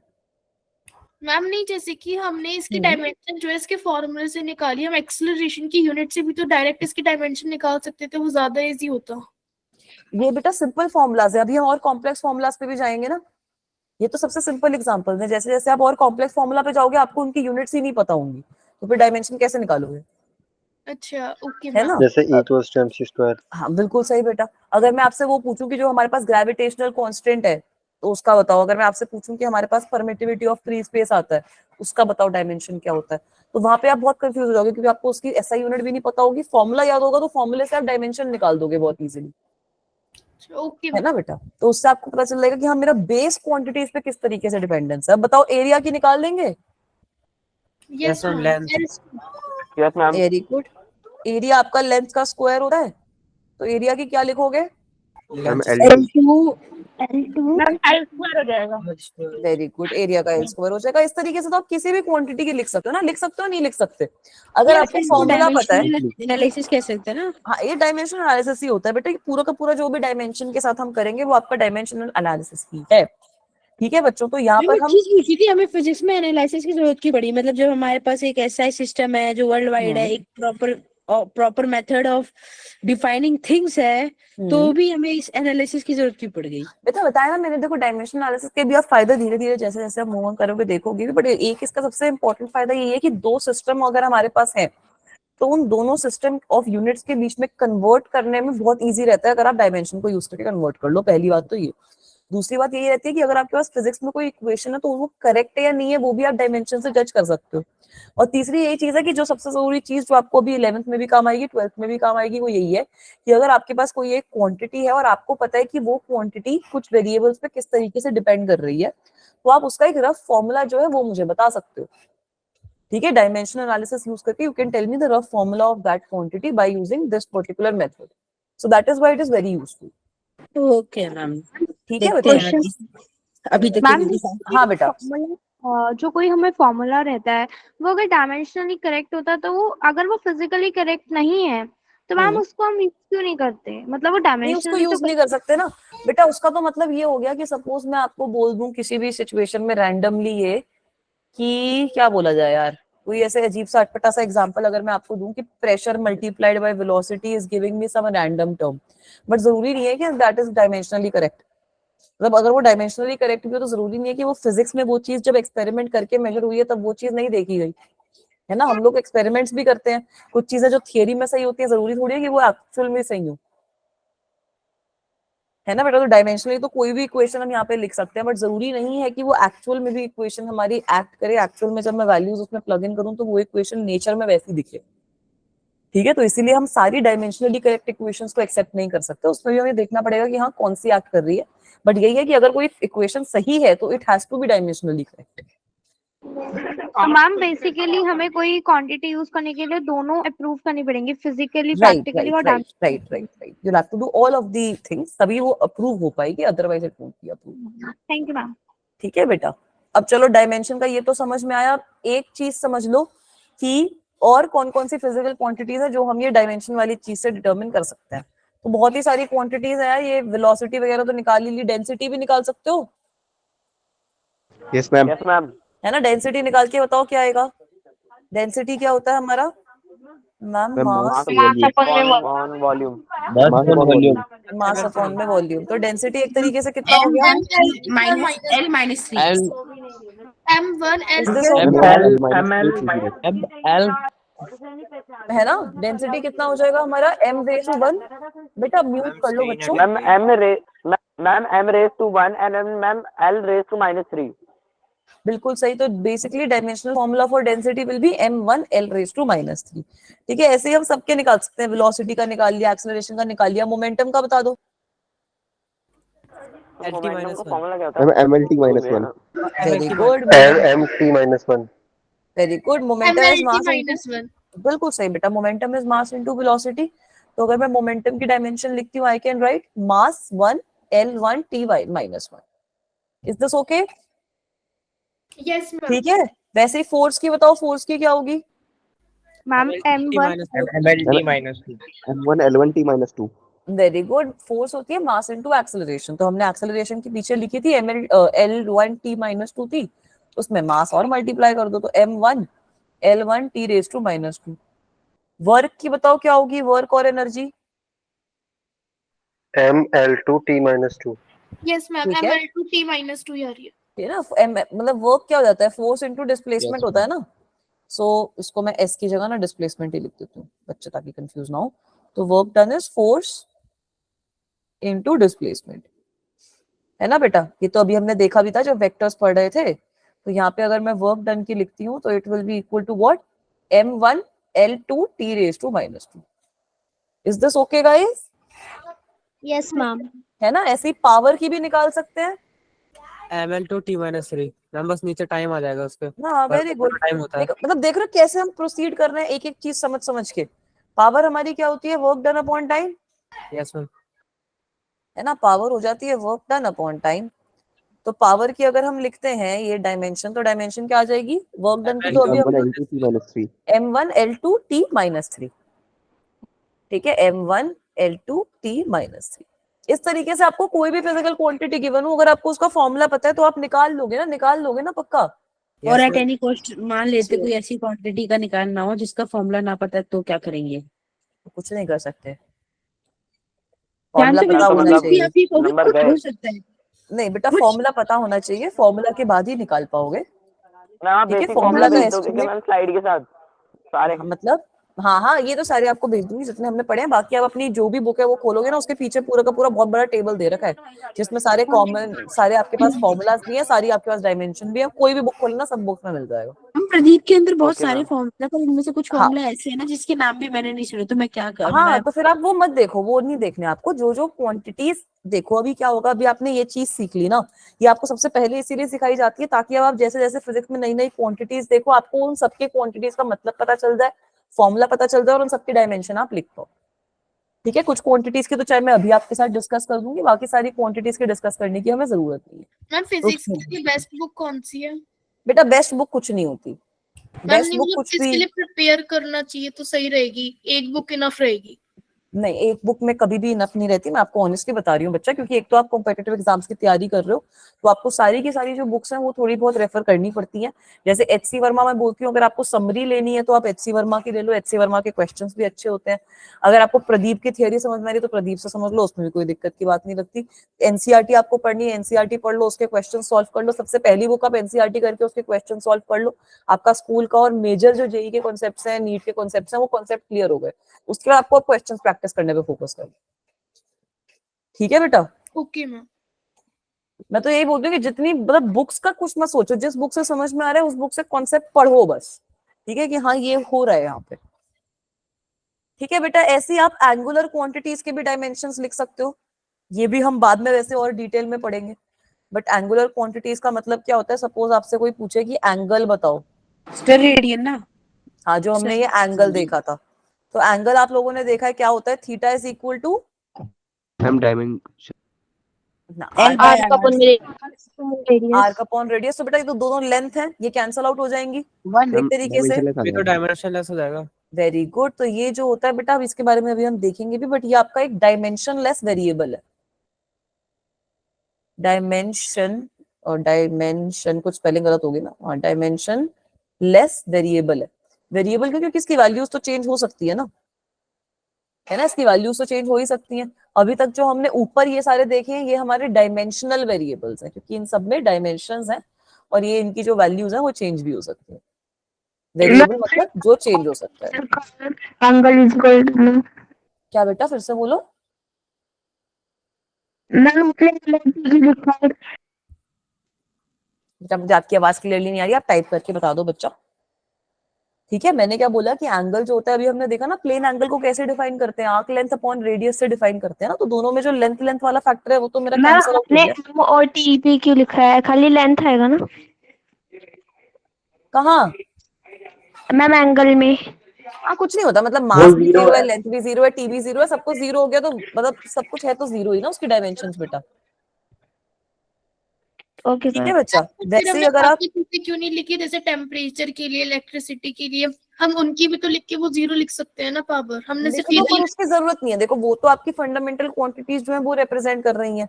यहाँ पर भी अगर आप L0 लिख दोगे तब भी चल जाएगा कि डायमेंशन लेस है, उसकी डायमेंशन है ही नहीं ना बेटा, जीरो जीरो वन भी जीरो तो है लिख सारे, सकते हैं क्योंकि किसी की पावर है भी ना? जीरो तो वो नहीं होता है। तो हाँ, मैम अगर हमने आप यही तीन क्यों ली बस? क्या बेटा? मैम तो हमने फिर यही तीन क्यों ली सब में? क्योंकि यही वाली जो तीन फंडामेंटल रहेंगी ये आपको नहीं आई। ये सबसे ज्यादा कॉमनली यूज में आएंगी जब आप मैकेनिक्स देखोगे तो। ठीक है, हमारी जो ये MLT वाली है ना, आप देख सकते हो कि मैकेनिक्स की ऑलमोस्ट जितनी क्वांटिटीज है वो सारी इन तीनों से हम डिवाइड कर देंगे, डिफाइन कर देंगे। तो इसलिए हम यहाँ पे M0 L0 T0 लिख रहे हैं। आपको मन है तो आप सारी भी लिख सकते हो, बट उसकी हमें नीड नहीं है बेटा। ओके मैम, थैंक ठीक है बच्चा। हाँ यश बेटा बताओ क्या डाउट है बच्चा? मैम टोटल कितने डायमेंशन होते हैं? बेटा अभी हमने देखा ना 7 होते हैं फंडामेंटल, 7 क्वांटिटीज के। मैम इन और 7 हमारी के अलावा कुछ सेकेंडरीज भी तो होते हैं ना। नहीं बेटा, सेकंड वो तो सप्लीमेंट्री यूनिट्स होती है हमारी, बट वो हमारी यहाँ पे यूज नहीं होती। देखो वो तो डायमेंशन लेस ही आ गई ना बेटा, वो तो एंगल है, सॉलिड एंगल है, प्लेन एंगल है, वो तो हमारी डायमेंशन लेस क्वांटिटी आ गई। ये 7 बेसिक क्वांटिटी को यूज करके, 7 बेसिक डायमेंशंस के जो फॉर्मूलाज हैं उनको यूज करके आप सारी क्वांटिटीज डिस्क्राइब कर सकते हो बच्चों। ठीक है, आगे चलूं? Yes ma'am. चलो Yes, वैसे हम ma'am. आगे ले जाएंगे तो हम एंगुलर वेलोसिटी के बारे में पढ़ेंगे बेटा। तो एंगुलर वेलोसिटी जो होती है बेटा, जब उसके बारे में आप पढ़ोगे तो angular velocity is represented using this is small omega and it is equal to rate of change of angle, ये थीटा अपॉन टी। तो इसकी डायमेंशन क्या हो जाएगी? Ma'am M0 L0 T-1। Very good. तो इसकी जब आप डायमेंशन लिखोगे it will be equal to, अब M0 L0 तो T-1, ये इसकी डायमेंशन हो जाएगी। ठीक है, तो इसको बेसिकली रेडियन पर सेकंड में हम मेजर करते हैं, क्योंकि इसकी जो यूनिट रहती है वो रेडियन रहती है जब हम एंगल मेजर करते हैं। ठीक है, ऐसे ही आप एंगुलर एक्सेलरेशन भी मेजर कर सकते हो, कोई भी क्वांटिटी मेजर कर सकते हो यार, धीरे धीरे जैसे सबके फॉर्मूला पता चलते रहेंगे वैसे वैसे सारी मेजर कर लेना। इसको अल्फा से रिप्रेजेंट करते हैं, वो होता है कि ये ओमेगा जो चीज है वो कैसे चेंज हो रही है। ठीक है, तो इसका मतलब क्या है कि ओमेगा अपॉन टी। तो इसको अगर करेंगे तो कैसे कर देंगे? M0 L0 T-1। -3 screen ma'am भेज दो। रिफ्रैक्टिव इंडेक्स भी फिर डायमेंशनलेस होगा क्या? क्योंकि हाँ, वो भी तो speed refractive of index light. भी, हाँ बेटा, रिफ्रैक्टिव इंडेक्स भी आपका डायमेंशनलेस वेरिएबल होता है क्योंकि वो आपका दोनों स्पीड्स का रेशियो हो गया। ठीक है बेटा। Yes sir. तो अब चलो थोड़ा मैम सा हम आपकी और, स्क्रीन विजिबल नहीं हो रही। बेटा अब विजिबल है, आई थिंक स्क्रीन तो विजिबल है सब बच्चों को। Yes ma'am. मैम इसकी आज की डीपीपी भी मिलेगी? बेटा डीपीपी एक बार ये टॉपिक खत्म हो जाए फिर मैं और भेज दूंगी, क्योंकि अभी तो बहुत बेसिक चीज हमने पढ़ी है। अभी तो आप खाली यही कर सकते हो कि एक टेबल होगी एनसीईआरटी में, उसमें ये सारी क्वांटिटीज लिखी है, उनका आप फिर से एक बार डायमेंशंस लिख लो। Once we understand more about dimensional analysis तब आपको डीपीपी इसकी मिल जाएगी। अगर मुझे इसके भी क्वेश्चंस मिलते हैं तो वो भी वरना मैं आपको सेंड कर दूंगी। Okay ma'am. ठीक है। अच्छा, आप लोगों के ग्रुप में बेटा मैंने थोड़ी सी और असाइनमेंट्स भेजे थे मैथमेटिकल टूल्स के। हाँ देखिए ठीक है बेटा, तो एक बार वो अच्छा, भी मेरा एक चीज सवाल देखो। था। मैं बोलना नहीं चाह रहा था पर अब मैं बोल देता हूँ, क्लास के बाद हाँ। बोलना था उस दिन। मैम आपने जो संडे को टेस्ट बनाया था बहुत अच्छा था। अच्छा था टेस्ट, चलो अच्छी बात है। लास्ट नहीं, का एक टेस्ट भी अच्छा ही क्वेश्चन होना नहीं चाहिए। था। नहीं नहीं, उसका अभी मैं टेस्ट का भी सोल्यूशन और टेस्ट का जो पेपर है ना वो भी अपने लिंक में अपलोड कर दूंगी। यही ट्राई करेंगे कि आपका जब भी टेस्ट होता है संडे को तो नेक्स्ट डे पे हम वो चीज अपलोड कर पाए, ताकि आप भी अपना देख लो कि हाँ किस क्वेश्चन में दिक्कत है, कौन सा समझ उसमें नहीं ना आया। एक क्वेश्चन भी था, सुनो सुनो सुनो, उसमें जो एक हम्म क्वेश्चन था ना बीटा करके, हम्म वो प्लीज वो अभी मतलब एंड में ना मैं रुक जाऊंगा, बता एंड देना में वो आप मेरे को ना स्क्रीनशॉट मार के भेजो, मैं व्हाट्सएप पे बता दूंगी। नंबर नहीं है आपका? अरे मैं ग्रुप में रोज भेजती हूँ यार नोट्स, तुम नंबर सेव कर लो। ओ सॉरी, वो एक्चुअली मैं काम देखता हूँ ना, नंबर पे ध्यान नहीं जाता, वो काम ही इतना ज्यादा होता है। हाँ तो आप वो नंबर सेव कर लो, उस पर आपको कोई भी डाउट्स वगैरह तो आप उस पर मेरे को भेज दो। ठीक है, चले आगे। हाँ मैम। चलो अब आगे चलते हैं, अब थोड़े से अच्छे अच्छे कॉन्स्टेंट्स का भी डिराइव कर लेते हैं। ठीक है, सबसे पहला है हमारा gravitational constant. Can you guys try to determine the dimensions of gravitational constant? और वो जी इज इक्वल टू में minus R square M minus two. Very good, ये बच्चों को याद भी हो गई है। क्या होता है ग्रेविटेशनल कांस्टेंट का फॉर्मूला, क्या होता है? मैम फॉर्मूला ये न्यूटन मैम ने एफ दिया इज था इक्वल टू जी इसके एम हिसाब इंटू एम अपॉन आर का square. Very good, force is equal to G capital G m1 m1 m2। m2 upon R square. तो एक तरीके से मैं क्या लिख सकती हूँ, that g ninth is classes equal to, यही एक चीज तो पढ़ी थी ढंग से। नहीं हम g इज इक्वल टू क्या लिख सकते हैं, force r square upon m1 m2। Yes ma'am. Ma'am. ये इजी है यार, ये वाला भी इजी है, इलेक्ट्रोस्टैटिक फोर्स का भी इजी। मैम जैसे देखो एफ को हम लिख देंगे m t minus 2। Very good, अब R यही से करना है लिखेंगे। हमें। अब सबकी आप डायमेंशन लिख दो। हाँ बेटा यश बताओ क्या डाउट है बच्चा? मैम डाउट नहीं है, बस आपकी आवाज में बहुत कट हो रही है अभी से की आवाज, इसलिए। अच्छा, आवाज आ रही है अब बेटा मेरी? मैम आपकी आवाज क्लियर है, बस वो बार बार बोल रहे हैं तो आवाज बहुत ज्यादा कट हो रही है बार बार। अच्छा अच्छा, चलो कुछ नहीं होता बेटा, अगर कोई दिक्कत आएगी ना सब बच्चे बता देना, एक बार म्यूट कर दूंगी सबको। ठीक है, फिर क्लास अब तक अपने चैट्स पे डाउट लिख देना सब बच्चे। अब इसमें हम ग्रेविटेशनल कांस्टेंट का देख लेते हैं कि कैसे होता है। हमने देखा था फोर्स क्या होती है आपकी, मास इनटू एक्सेलरेशन। तो फोर्स की अगर हम डायमेंशनल फॉर्मूला लिखते हैं तो क्या लिख सकते हैं, क्या बेटा? अच्छा एक सेकंड रुको, अभी थोड़ा बच्चों को म्यूट कर देते हैं। ठीक है, फिर जो भी डाउट्स होंगे बच्चे एक बार आप एक काम करना, चैट बॉक्स पे लिख देना। ठीक है बच्चों, ताकि किसी को कोई दिक्कत नहीं आए क्लास में। अभी सिंपल सिंपल चीजें करनी है यार। ठीक है, हमने देखा कि फोर्स क्या होती है बेटा, फोर्स आपको पता है मास इनटू एक्सेलरेशन होता है। और फोर्स का अभी हमने डायमेंशनल फॉर्मूला लिखा था, तो वो क्या लिखा था, m1 l1 t raise to -2। Right, उसके बाद अगर आप r की देखो तो r क्या होता है, distance between the two masses, मतलब आप लेंथ मेजर कर रहे हो, है ना। तो r का हो जाएगा आपका लेंथ, और क्योंकि एक और r है तो एक और बार आपका लेंथ आ जाएगा। And you have to divide this by what, m1 m2 मतलब मास, दो बार आपका मास आ गया। तो अब यहाँ से मैं बहुत इजीली ग्रेविटेशनल कांस्टेंट का लिख सकती हूँ ना, कि ग्रेविटेशनल कांस्टेंट का जो डायमेंशन है उसका क्या एक्सप्रेशन होगा। कर लो, थोड़ा सा कैलकुलेट कर लो, है ना। वेरी गुड रोहित बेटा। मास 1 यहाँ पर है, 2 नीचे हैं, तो m रेज टू -1 आ जाएगा। लेंथ आपके पास 3 आ जाएंगी टोटल, 1 2 3, तो l raise to 3 t raise to -2। Is this okay guys? Simple है ये तो। ठीक है बेटा, इसी तरीके से आपने जितने भी कांस्टेंट अपनी लाइफ में देखे हैं ना, सभी के सब कांस्टेंट्स की आप ये जो डायमेंशनल एनालिसिस वाली चीज है वो कर सकते हो। सारे के सारे कांस्टेंट्स के लिए आप वैल्यूज लिख सकते हो कि कितनी आपके पास वैल्यूज आएंगी। ठीक है, मतलब सबके सब कांस्टेंट्स में आप डायमेंशन की क्या वैल्यू आएंगी वो आप रिप्रेजेंट कर सकते हो bye using this particular analysis. ठीक है बेटा, एक बार रिपीट कर दूं, मैंने क्या बोला कि ग्रेविटेशन में जो हमारी फोर्स होती है उसमें फोर्स की आप सब लोगों ने वैल्यू लिखी होगी, न्यूटन का लॉ पढ़ा होगा ना यार, न्यूटन ने तो दिए सारे लॉज। तो F is equal to G m1 m2 upon r square उन्होंने बताया था। यहाँ से G की अगर मैं वैल्यू निकालती हूँ, G is equal to force multiplied by r square divided by m1 m2। Is that okay? ठीक है, तो अब यहाँ पे मैंने क्या किया, अगर मुझे ग्रेविटेशनल कांस्टेंट जो है उसका डायमेंशनल फॉर्मूला एक्सप्रेस करना है तो डायरेक्टली मैंने स्क्वायर ब्रैकेट्स में G लिख दिया, and this must be equal two dimensional formula of force multiplied bye dimensional formula of r square divided bye dimensional formula of mass का स्क्वायर, है ना बेटा सृष्टि? तो डायमेंशनल फॉर्मूला ऑफ फोर्स कितना हो जाएगा, फोर्स का हमने देखा था ना अभी, मास इनटू एक्सेलरेशन होता है, तो मास इनटू एक्सेलरेशन माने m1 l1 t raise to -2। आपके पास क्योंकि यहाँ पे r है, r is the distance between the two masses, तो r आप लेंथ से मेजर करोगे, तो r स्क्वायर मतलब length into length divided by m का मतलब मास, तो divided by m into m। ठीक है, तो इसको हम सिंप्लीफाई कर लेंगे तो हमारे पास आ जाएगा m raise to -1 l cube t raise to -2। Understood? चलो अब एक और देख लेते हैं, ऐसे ही 2-3 हमारे कॉन्स्टेंट्स होते हैं, वो वैसे आपको पूरे 11th में भी मिल जाएंगे। शिवांगी बेटा बताओ क्या डाउट है, चैट बॉक्स पे लिख दो, वरना कर देते हैं अनम्यूट, कोई दिक्कत की बात नहीं है बच्चों। बताओ क्या डाउट है बेटा, किसी को कोई डाउट इस चीज में? नथिंग? ठीक है, वेरी गुड। तो अब आगे, अब हम स्पेसिफिक हीट कैपेसिटी का देख लेते हैं। तो ये बेटा वैसे हम जब थर्मोडायनामिक्स का चैप्टर पढ़ेंगे सेकंड टर्म में तब पढ़ लेंगे, बट कभी कभी ना आप लोगों के टीचर्स या फिर कोई भी आपको इसका कोई क्वेश्चन वगैरह दे देता है, तो आप लोगों को थोड़ा सा फॉर्मूला इसका देखना पड़ेगा। तो बेटा स्पेसिफिक हीट कैपेसिटी क्या होती है कि सपोज आपके पास कोई बॉडी है जिसका आपके पास 1 kg मास है, और उस बॉडी का जो 1 kg मास की आपके पास बॉडी है उसका टेम्परेचर आपको 1 डिग्री से रेज करना है।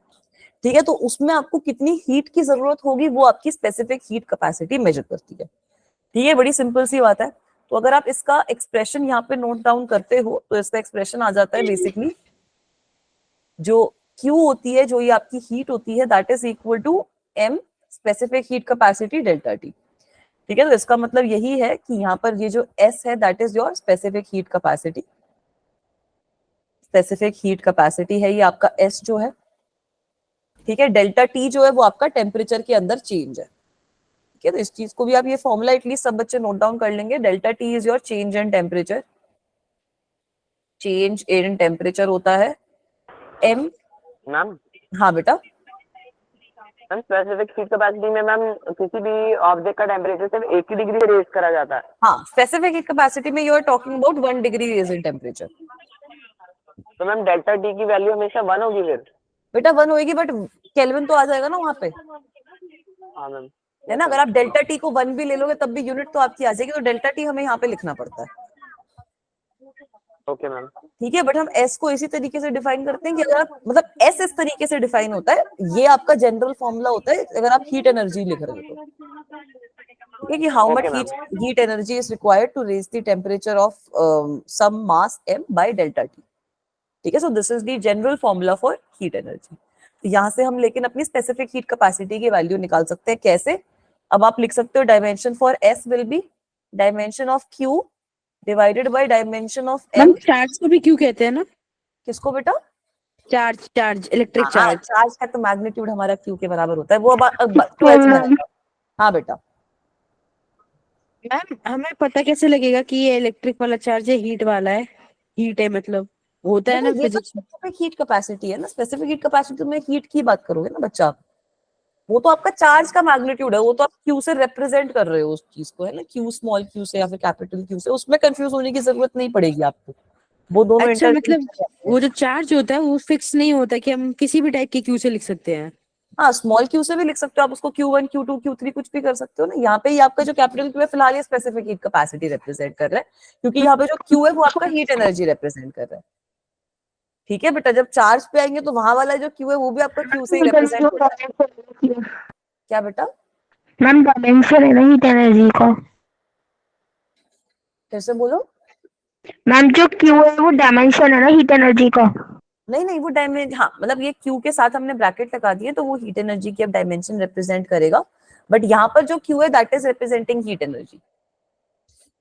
ठीक है, तो अब ये काइंड ऑफ Okay. एनर्जी है, तो इसकी हमें डायमेंशंस पता है क्या होंगी, है ना। एनर्जी की अभी आप लोगों ने लिखी थी m1 l2 T-2 t-2 divided by, अगर आपको मास की करनी है तो मास से कर सकते हो डिवाइड, m से डिवाइड कर दिया, और टेम्परेचर से डिवाइड करना है तो केल्विन आ जाएगा, मतलब केल्विन नहीं के आ जाएगा. So I can write the final expression for specific heat capacity as well. Yes, m0 l2 t-2 k. Very good. m से m कट गया, l2 t raised to -2 k raised to 1. Simple है ना. Ma'am K-1 होगा ना? k मैंने क्या लिख दिया, 1 लिख दिया, ठीक है, k-1. ठीक है अभी. हाँ यस ठीक है. मैम. अच्छा चलो. मैम, पेपर में अगर इससे कितने मार्क्स का क्वेश्चन आएगा नॉर्मल पेपर में? नॉर्मल आपके सीबीएसई वाले पेपर में हाँ.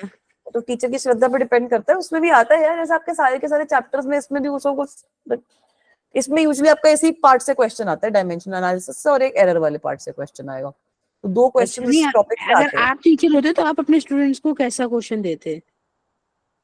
मैं तो टीचर हूं ना, मैं दूंगी ना आप लोगों को क्वेश्चंस अभी, तो मैं डायमेंशन के दूंगी और एरर के दूंगी, बता तो रही हूँ. मैम आप ना कसम से ना छोटे छोटे जोक्स को दिल पे लेकर के बहुत सीरियस हो जाते हैं. बोल रहे अगर आप टीचर होते तो आप कौन से क्वेश्चन देते. हाँ मैं तो टीचर हूँ, अभी मिलेंगे क्वेश्चन, अभी टेस्ट आने दो तुम लोग इसका, ठीक है. ऐसे अभिजय के लिए एक अलग टेस्ट बना के भेजेंगे हम. हाँ अभिजय ये करेगा. मेरे को अपना नाम गुमनाम रखना चाहिए था आईडी पे. चलो आओ अगले क्वेश्चन पे आओ. जो कब एंड में सुनेंगे, पहले क्लास खत्म करेंगे, उसके बाद एंड में 2-3 मिनट में हम जोक्स वगैरह सब सुन लेंगे, ठीक है. अब एक होता है बेटा आपका गैस कांस्टेंट. बहुत सारे कांस्टेंट्स हैं अनफॉर्चुनेटली हमारे पास. इस गैस कांस्टेंट की भी आप डायमेंशंस निकाल सकते हो. इसको हम आर से रिप्रेजेंट करते हैं. इसका भी फॉर्मूला जो है वो आप लोग नोट डाउन कर सकते हो. आपकी एक आइडियल गैस की इक्वेशन होती है जहां पे हम लिखते हैं PV is equal to N अगर आप आर. कुछ लिख रहे हो तो आपकी स्क्रीन पॉज है. हाँ मेरी स्क्रीन पॉज है, एक सेकेंड. अभी आई बेटा. Yes ma'am. ठीक है, ये हमारा एक आइडियल गैस का रिलेशन होता है, PV is equal to nRT, जहां पे P होता है आपका प्रेशर. ठीक है, P is your pressure. P हमारा प्रेशर होता है, V हमारी वॉल्यूम होती है. इन दोनों की हमें डायमेंशंस पता भी हैं. N जो होता है आपका, N is your number of moles. Number of moles कि कितने आपके पास नंबर ऑफ मोल्स हैं गैस के. T होता है आपका टेम्परेचर. ठीक है, और आपको पता है कि R जो है वो आपका यूनिवर्सल गैस कांस्टेंट होता ही है. तो very simply number of moles को हम मेजर कर लेते हैं अमाउंट ऑफ सब्सटेंस में. तो इसकी जो डायमेंशन है वो आप MOL से रिप्रेजेंट कर सकते हो, मोल्स से. ठीक है बेटा. अब आगे आप मुझे बताओ कि इसमें R की क्या डायमेंशन आएगी. सब बच्चे इसको कैलकुलेट करके बताओ. प्रेशर की डायमेंशन हमें पता है, वॉल्यूम की हमें पता है, नंबर ऑफ मोल्स की मैंने बताई दी है, और टेम्परेचर की भी हमें पता है कि केल्विन लेनी है, वो केल्विन बोल रही हूँ, K लेना है. ठीक है, तो एक बार सब बच्चे कैलकुलेट करके बताओ. फॉर्मूला क्या होता है? प्रेशर आपका फोर्स अपॉन एरिया होता है ना बेटा. Okay ma'am. है ना, फोर्स की पता है हमें, तो फोर्स अपॉन एरिया से एक बार प्रेशर की निकालो क्विकली, और बताओ क्या आएगा आर की डायमेंशन अगर हमें निकालनी है तो. यस मैम हो गया. ml2 t-3 मोल. फिर से बोलो. ml2 t-3 मोल. केल्विन भी आएगा, के भी आएगा बेटा. बट चेक करो, रीचेक करो. T-2 K-1 मोल -1. हाँ वेरी गुड, मेरा भी यही आया था. इसका मतलब क्या है कि आर होता क्या है, प्रेशर की डायमेंशनल फॉर्मूला, वॉल्यूम का dimensional formula divided by number of moles का डिवाइडेड बाय टेम्परेचर का. तो अब प्रेशर हमने बोला था फोर्स अपॉन एरिया होता है ना. और फोर्स क्या होती है, फोर्स का तो अब याद ही रख लो, फोर्स का होता है N1 T-2 ठीक है. तो प्रेशर अगर एरिया से डिवाइड कर दोगे तो यहाँ पे आ जाएगा m1 L-1 T-2, है ना, क्योंकि L स्क्वायर से डिवाइड कर दिया. वॉल्यूम का आपको पता ही है L क्यूब होता है, डिवाइडेड बाय अब नंबर ऑफ मोल से करोगे तो MOL आ जाएगा इसका, और टेम्परेचर का केल्विन आ जाएगा. तो ये तो सिंपल ही है ना. तो इसकी वैल्यू कितनी हो जाएगी आपकी, m1 आ गया, L रेज टू 2 आ गया, डायमेंशन इसका L का 2 आ गया, T raise to -2 mole -1 kelvin, मतलब K -1. ये आया सबका, कोई गड़बड़ हुई किसी की? Quite big. ठीक है, हाँ लंबा है एकदम. मैम नीचे t को मैंने k लिख लिया, k को t लिख दिया. अच्छा, तो इसलिए वो T से T कट हो गया. Yes, ma'am. ठीक है, वो मैं समझ गई गड़बड़. नहीं, ये गड़बड़ नहीं करनी है। यहाँ पे T आपका टाइम है, K आपका टेम्परेचर है। Okay ma'am. चले आगे। Ma'am yes ma'am. चलो अब एक दो फॉर्मूलाज और लिख लो यार, अब लिख ही रहे हो तो इससे आपके ऑलमोस्ट सारे बेसिस कवर हो जाएंगे। अब आपका एक आ जाता है, कभी कभी पूछ लेते हैं आपसे, कोफिशिएंट ऑफ विस्कोसिटी बता दो बेटा, है ना। तो विस्कोसिटी सबसे पहले मेजर, ये हम पढ़ेंगे। मैम स्क्रीन स्क्रीन गई, एक सेकेंड, अभी हेडिंग ही डालिए, चलो अच्छा है। ठीक है, कोफिशिएंट ऑफ विस्कोसिटी हम इसके बारे में हम पढ़ेंगे नेक्स्ट टर्म में, सेकंड टर्म में। और सेकंड टर्म में हम देखेंगे विस्कोसिटी बेसिकली होती है कि किसी भी फ्लूइड में कितना गाढ़ापन है। जैसे हम ये बोलते हैं कि हनी और वाटर की अगर हम विस्कोसिटी देखते हैं, तो हनी को आप देखते हो ना कि हनी अगर आप ऐसे जार में से नीचे करो तो कितना धीरे धीरे फ्लो करता है, और वाटर जो है बड़ा क्विकली फ्लो कर जाएगा। ठीक है, तो विस्कोसिटी को हम बोलते भी ऐसे ही, इसी तरीके से इसकी विस्कस फोर्स के टर्म्स में इसको डिफाइन किया जाता है कि सपोज ऐसे कोई लिक्विड है, ठीक है, ये आपका कोई पानी जैसा लिक्विड है, इसके अंदर हमने कोई बॉल रख रखी है, इसके अंदर आपने कोई बॉल रख रखी है जिसका रेडियस भी आपको पता है कि हाँ मेरी जो बॉल है उसका रेडियस मुझे गिवन है। ठीक है, the radius of the ball is r। तो जो वेलोसिटी से ये जो बॉल है इस लिक्विड के अंदर नीचे की डायरेक्शन में मूव करेगी, एक अपोजिंग फोर्स लगती है जिसको हम विस्कस फोर्स कहेंगे। इसके बारे में भी हम बाद में पढ़ेंगे, टेंशन लेने की जरूरत नहीं है। और यही बोला जाता है that this viscous force is equal to what, 6 pi eta R V. ठीक है, viscous force is equal to 6 pi eta R ma'am V. What is eta? बता रही हूँ बेटा, eta is the thing we have to determine. Eta is your coefficient of viscosity. ठीक है, eta is your coefficient of viscosity. v मैंने आपको बता ही दिया है, वेलोसिटी है। r मैंने आपको बता दिया है, रेडियस है। पाई आपको पता है कि pi is a dimensionless constant, ये भी आप चीज लिख सकते हो। पाई जो होता है वो आपका डायमेंशनलेस कांस्टेंट है। तो इसमें m0 t0 l0 लिख सकते हैं? हाँ लिख सकते हो, वरना वो तो आपका गिवन है ना कि अगर m l और मैम t वैसे की term में नेसेसरी आए तो नहीं है ना। जरूरी है। क्या बेटा? मैम जरूरी थोड़ी ना, लेकिन लिखे हम पाई का। हाँ मैं वही बोल रही हूँ, मतलब इट्स नॉट रियली नेसेसरी। अगर आपको लिखने का मन है, अगर आपके ऑप्शंस में गिवन है तो लिख लो, वरना कोई नेसेसरी नहीं है कि हर क्वेश्चन में आप उस टर्म में छोड़ के आओ। अगर स्कूल वाले टीचर बोलो तो लिख देना भाई उस पेपर में। यहाँ पे हमें जरूरी है क्योंकि वो आपका फालतू में लंबा कर देगा एक क्वेश्चन को, और थोड़ा कंसाइज फॉर्म में रखो। तो अब यहाँ पे डालो फोर्स का एक्सप्रेशन, डालो वेलोसिटी का, डालो रेडियस का, डालो, बताओ क्या आंसर आएगा। विस्कोसिटी का जो कोफिशिएंट है उसका क्या आएगा डायमेंशन बेटा? हम m1 l-1 t-1 आ रहा है। हाँ वेरी गुड, मेरा भी यही आया था बेटा। बाकी बच्चे भी डिटर्मिन करेंगे। मैम जो अभी उसने बोला वही मेरा आया, मैं उतनी जल्दी नहीं बोल सकता। नहीं वही आएगा बेटा। चलो फोर्स का लिख देते हैं। फोर्स फिर से हमने देखा था क्या होती है, m1 ये फोर्स होती है ना। This will be equal to 6 और पाई की डायमेंशन कुछ होती नहीं, so this will be equal to dimension of eta multiplied by dimension of r। तो रेडियस है l आ जाएगा l1, और वेलोसिटी, तो वेलोसिटी में आ जाएगा l1 t-1, है ना। तो अब काटा पीटी हो जाएगी ना, थोड़ी